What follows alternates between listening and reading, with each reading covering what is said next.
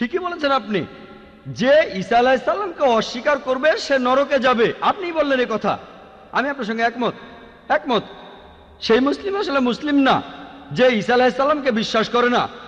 আমরা এখানে বলি আলাইহিস সালাম, আপনি শুধু বললেন যিশু। আমি পারি না, আমাকে বলতেই হবে আলাইহিস সালাম যদি ইসলামের প্রতিনিধিত্ব করি। যদি আমি এই আলাইহিস সালাম শব্দটা না বলি আমাকে বের করে দেওয়া হবে। অনভিজ্ঞ লোক এটা করতে পারে, আমাকে বলতেই হবে আলাইহিস সালাম। তাহলে সেই মুসলিম আসলে মুসলিম না যে ঈসা আলাইহিস সালামকে বিশ্বাস করে না। আমরা মানি যে ঈসা আলাইহিস সালাম হচ্ছেন আল্লাহ সুবহানাহু ওয়া তাআলার প্রেরিত রাসূল। বিশ্বাস করি তিনি অলৌকিকভাবে জন্মেছিলেন কোনো পুরুষের হস্তক্ষেপ ছাড়াই, যেটা অনেক আধুনিক খ্রিস্টানি বিশ্বাস করে না। আমরা মানি যে তিনি আল্লাহর আদেশে মৃত মানুষকে জীবিত করেছিলেন। আমরা মানি যে তিনি আল্লাহর আদেশে জন্মান্ধর কুষ্ঠরোগীদের সুস্থ করেছিলেন।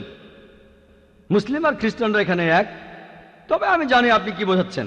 আপনি যখন বললেন যীশু খ্রিস্টকে বিশ্বাস করা, তার মানে কি বুঝিয়েছেন?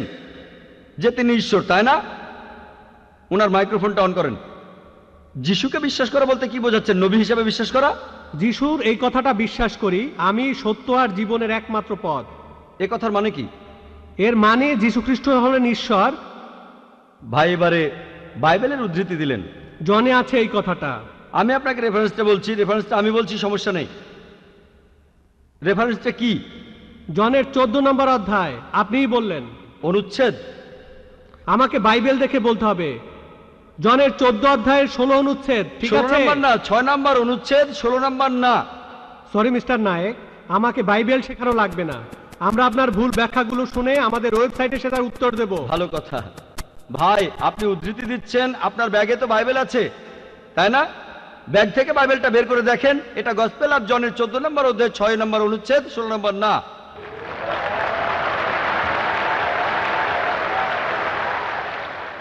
আর আপনি বললেন ঈসা মসীহ আলাইহিস সালাম, তিনি বলেছেন যে তিনি ছিলেন ঈশ্বর।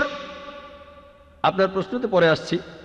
প্রশ্নের উত্তরটা দেওয়ার আগে আমি একটা কথা বলে নিই। আমি বাইবেল পড়েছি, গোটা বাইবেলের মধ্যে পরিষ্কারভাবে বলা এমন একটা কথাও নেই যেখানে যিশু বা ঈসা আলাইহিস সালাম নিজে বলেছেন আমি ঈশ্বর আর আমার উপাসনা করো। যদি কোনো খ্রিস্টান আমাকে দেখাতে পারেন গোটা বাইবেলের মধ্যে পরিষ্কারভাবে বলা মাত্র একটি কথা যে ঈসা আলাইহিস সালাম নিজেই বলেছেন যে আমি ঈশ্বর আর আমার উপাসনা করো, তাহলে আমি ডক্টর জাকির নায়েক আজকেই খ্রিস্টান ধর্ম গ্রহণ করব। আমি অন্য মুসলিম ভাইদের পক্ষ থেকে এই কথা বলছি না। আমি আমার মাথাটা তরবারির তলে রাখছি। আমি বিভিন্ন ধর্মের উপর একজন ছাত্র। আপনি বাইবেল পড়েছেন আর আমিও পড়েছি বাইবেল। আপনি বললেন যে আপনাকে বাইবেল শেখানো লাগবে না। ঈসা আলাইহিস সালাম এই কথা নিজে বলেছেন, সত্যকে খোঁজো, সত্যই তোমাকে মুক্ত করবে। ইনশাআল্লাহ আজকে আপনি সত্য দেখবেন আর ইনশাআল্লাহ সত্য আপনাকে মুক্ত করবে। আমি কথাটা আবার বলছি, গোটা বাইবেলে পরিষ্কারভাবে বলা এমন একটা কথাও নেই যেখানে যিশু বা ঈসা আলাইহিস সালাম নিজেই বলেছেন আমি ঈশ্বর আর আমার উপাসনা করো। আপনারা যদি বাইবেল পড়েন, ঈসা আলাইহিস সালাম তার নিজের মুখেই বলেছেন। এটা আছে গসপেল অফ জন 14 নম্বর অধ্যায়ের 28 অনুচ্ছেদে। বলেছেন আমার পিতা আমার চাইতে মহান। গসপেল অফ জন 10 নম্বর অধ্যায়ের 29 অনুচ্ছেদ, আমার পিতা সবার চাইতে মহান। গসপেল অফ ম্যাথিউ 12 নম্বর অধ্যায়ের 28 অনুচ্ছেদ, ঈশ্বরের আত্মার সাহায্যে শয়তানকে তাড়িয়ে দেই। গসপেল অফ লুক 11 নম্বর অধ্যায়ের 20 অনুচ্ছেদ, আমি ঈশ্বরের আঙ্গুলের সাহায্যে শয়তানকে তাড়িয়ে দেই। গসপেল অফ জন 5 নম্বর অধ্যায়ের 30 অনুচ্ছেদ, আমি আমার নিজের থেকে কিছুই করতে পারি না, আমি এখানে বিচার করি আর আমার বিচার সঠিক, কারণ আমি আমার ইচ্ছায় কাজ করি না, আমার পিতার ইচ্ছায় কাজ করি। যদি কেউ বলে সে আল্লাহর ইচ্ছা মতো কাজ করে, সে একজন মুসলিম। ঈসা আলাইহিস সালাম একজন মুসলিম, তিনি নিজেকে ঈশ্বর বলেননি। বুক অব অ্যাক্টসে পরিষ্কার বলা আছে 2 নম্বর অধ্যায়ের 22 অনুচ্ছেদ, বলা হয়েছে হে ইসরায়েলের সন্তানেরা একথা শোনো, নাজারেত শহরের যিশু ঈশ্বর প্রেরিত একজন পুরুষ তোমাদের মাঝে। সে অনেক অলৌকিক কাজ করবে, সেগুলো তাকে ঈশ্বর করাবেন, তোমরা তার সাক্ষী থাকবে। ঈশ্বর প্রেরিত একজন পুরুষ তোমাদের মাঝে, সে অনেক অলৌকিক কাজ করে দেখাবে, ঈশ্বর তাকে দিয়ে করাবেন আর তোমরা তার সাক্ষী থাকবে। তাই বাইবেল স্পষ্ট করে বলছে যে ঈসা আলাইহিস সালাম ছিলেন একজন মানুষ, তিনি আল্লাহ তাআলার প্রেরিত একজন রাসূল, কিন্তু আল্লাহ নন। গোটা বাইবেলের মধ্যে পরিষ্কারভাবে এমন একটা কথাও নেই যেখানে ঈসা আলাইহিস সালাম নিজেই বলেছেন যে আমি ঈশ্বর, আমার উপাসনা করো।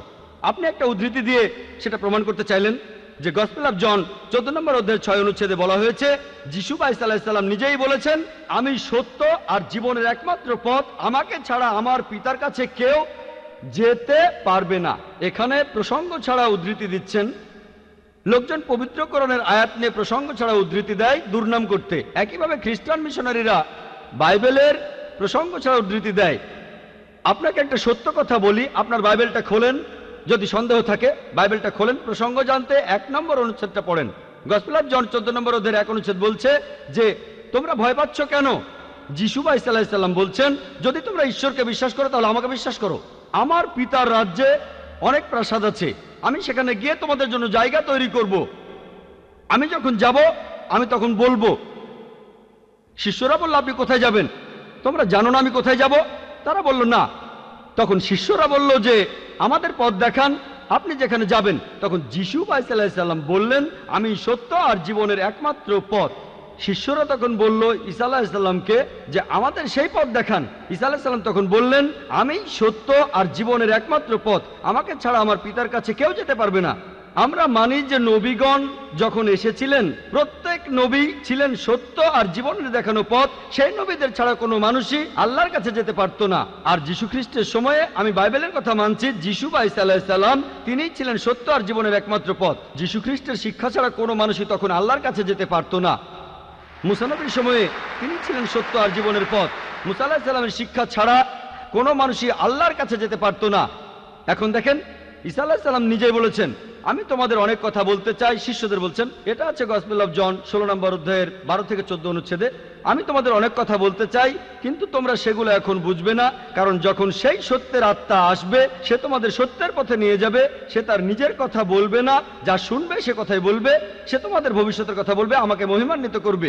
আর এখন দেখবেন, ভালো করেই দেখবেন যে নবীজি মুহাম্মদ সাল্লাল্লাহু আলাইহি সাল্লাম তিনি সত্য আর জীবনের একমাত্র পথ। মুহাম্মদ সাল্লাল্লাহু আলাইহি সাল্লাম যা শিখিয়েছেন সেগুলো ছাড়া কেউ আল্লাহর কাছে যেতে পারবে না। আর মুহাম্মদ সাল্লাল্লাহু আলাইহি সাল্লাম ছিলেন সর্বশেষ আর চূড়ান্ত নবী।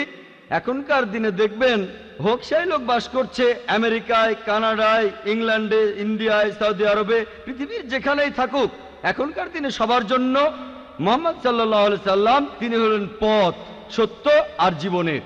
মুহাম্মদ সাল্লাল্লাহু আলাইহি সাল্লাম যা শিখিয়েছেন সেগুলো ছাড়া কেউ আল্লাহর কাছে যেতে পারবে না। আর প্রায় সব ধর্মগ্রন্থ এরকম কথা বলছে, এমনকি বাইবেলও। আশা করি আপনি সত্যটা জানতে পেরেছেন, আর ইনশাআল্লাহ আপনি সত্যের কাছে এসেছেন, সত্য আপনাকে মুক্ত করবে।